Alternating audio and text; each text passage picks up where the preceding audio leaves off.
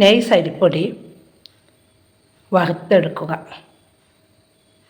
ഒരു പാത്രത്തിൽ പൊടിയെടുത്തതനുസരിച്ച് വെള്ളം ചൂടാക്കുക.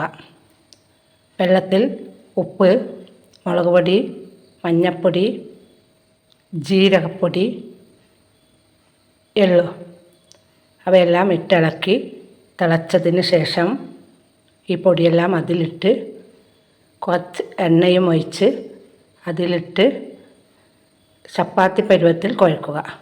അതിൽ നിന്ന് കുറച്ചെടുത്ത്